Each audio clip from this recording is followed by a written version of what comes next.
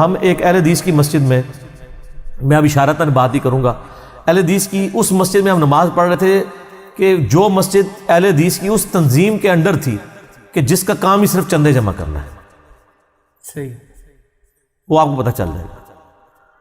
تو وہ چندہ پارٹی نے کیا کیا کہ وہاں پہ ہزاروں لوگ پڑھتے تھے، وہ قرات بڑی اچھی کرتے تھے امام صاحب، تو ہم لوگ جو ہے نا تراویح کے لیے وہاں پہنچے تو ہم نے ایک بڑی آکورڈ چیز دیکھی کہ یار پہلی صف جو ہے نا پوری خالی ہے اور انہوں نے مصلی جو ہے نا وہ محراب سے نکال کے پہلی صف میں امام کا ڈالا ہوا ہے۔ اچھا، تو ہم نے کہا جناب مسئلہ یہ کہ اتنی پبلک آتی ہے، یہ تو آپ پوری صف ضائع کریں، اور صف میں بھی 150-200 بندہ آتا تھا، یہ صف کیوں ضائع کی ہوئی؟ آج امام کو کیا تکلیف ہوگی کہ آپ اس کو پیچھے کی سیٹ کے پہلی صف میں لے آئے ہیں اور باقی سارے پیچھے کھڑے ہیں؟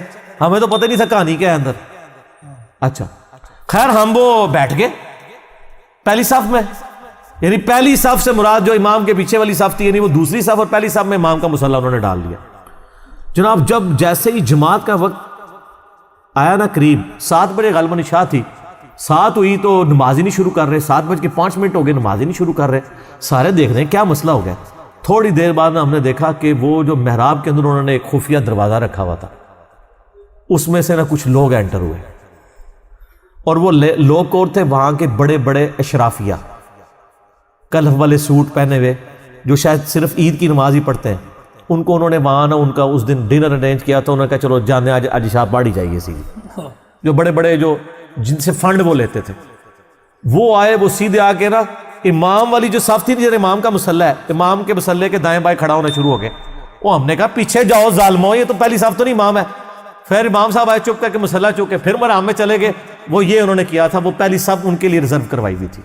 یہ لانتے کھٹتے ہیں، ان کی عبادت بھی جو ہے نا وہ پیسہ ہے، ٹھیک ہے۔ پھر ان کو سمجھایا جائے تو کہتے ہیں نہیں علی بھائی یہ بدگمانی کرتے ہیں۔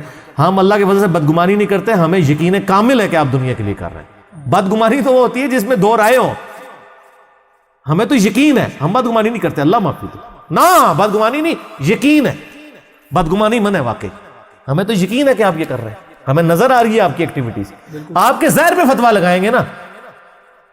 صحیح بخاری میں کتاب الشہادات چیپٹر میں حضرت عمر کا قول موجود ہے، جب تک نبی الاسلام ہم میں موجود تھے، اگر ہم سے کوئی غلط بیانی کرتا تھا یا صحیح بیان کرتا تھا اور ہمیں معاملہ ایمبیگوس ہوتا تھا، اللہ وحی کے ذریعے نبی کو بتاتا تھا تو ہم وحی کی بنیاد پہ کسی کا فیصلہ کر دیتے تھے۔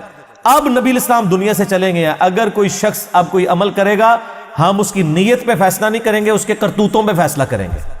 بالکل صحیح سر قانون کیا نیت کے اوپر چلتا ہے؟ ظاہر کے اوپر، ظاہر کے اوپر چلتا ہے۔ حتیٰ کہ بخاری مسلم میں حدیث ہے، نبی علیہ السلام نے فرمایا تم میں سے بعض لوگ چرب زبان ہوتے ہیں اور وہ اپنی چرب زبانی سے فیصلہ اپنے حق میں کروا لیتے ہیں مجھ سے، کیونکہ حضور نے شفاعت پہ فیصلہ کرنا ہے۔ دیکھو اگر تمہیں پتہ ہے کہ تم غلط بیانی کر رہے ہو تو تم اپنے گھر آگ کا ٹکڑا لے کے جا رہے ہو۔ نبی علیہ السلام بھی کسی کے حق میں ڈیسیژن کر دیں اور وہ ڈیسیژن غلط ہو، قانوناً وہ صحیح ہے اور اوریجنلی وہ بندہ ناحق تھا، تو حضور فرما رہے ہیں کہ میرا فیصلہ بھی تمہیں نفع نہیں دے گا، اگرچہ میں نے تمہارے حق میں فیصلہ کیا لیکن دوزخ کی آگ ساتھ لے کے جا رہے ہو۔ یہ حدیث بخاری مسلم دونوں میں، اس میں الفاظ ہے میں بھی ایک انسان ہوں اور چرب زبانی تم میں سے کوئی کرتا ہے۔ اب یہ اللہ بات ہے کہ آپ کے بزرگ دلوں کا حال جان لیتے تھے۔ نبی الاسلام کو بھی اسی وقت پتہ چلتا تھا جب وہی دیکھ لیں غزوہ تبوک پہ جو کعب بن مالک پیچھے 3 صاحب رہ گئے تھے، بخاری مسلم میں ان کی توبہ کا واقعہ آتا ہے، قرآن میں بھی آیا ہے سورہ توبہ کے اینڈ پہ۔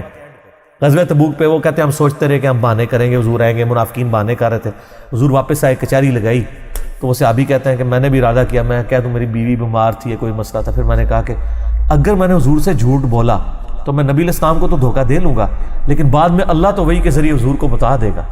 ان کا یہ عقیدہ نہیں تھا کہ حضور کو پتہ چل جائے گا۔ بالکل صحیح، ٹھیک ہے، یہ تو کہتے ہیں بزرگ دل کا حال جان لیتے ہیں نا، پرانیاں گلاں۔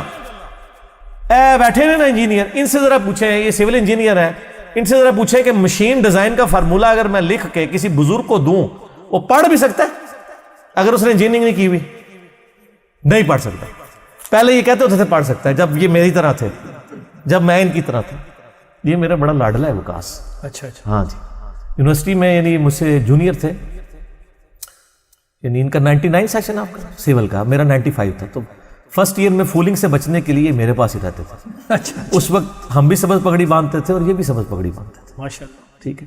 اور یہ تو اب نہیں باندھتے لیکن ہم آج تک سبز پگڑی باندھ رہے ہیں، لیکن عقیدہ اپنا جو ہے نا وہ سفید اور سیاہ پگڑی والا کر لیا ان نبی علیہ السلام والا، سبز کو ہم جائز سمجھتے ہیں. تو سر یہ پڑھ سکتا ہے کوئی؟ تو اگر ان کا یہ دعویٰ ہے کہ اللہ ان کو سکھاتا ہے، تو میرا صرف ایک سوال ہے کہ اللہ تعالیٰ کو تو سول انجینئرنگ اور میکینیکل انجینئرنگ آتی ہے نا، ٹھیک ہے نا، وہ تو آپ کو یہ سارے فارمولے سکھا سکتا ہے نا،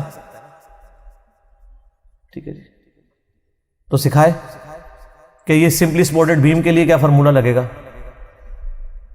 کینٹیلیور بیم کے لیے کیا لگے گا، اللہ کو تو آتا ہے نا، سکھائے. سر یہ دیکھ کے وہ فارمولہ سمجھانا تو دور کی بات، پڑھ بھی نہیں سکتے جس میں لیٹن کے رومن کے الفاظ لکھے ہوئے ہیں. سر یہ سب کہانی ہے، اس طرح نہیں ہوتا، یہ پہلے بھی جھوٹ بولتے رہے اور ہم نے تو جھوٹ پریکٹیکلی پکڑے ہیں.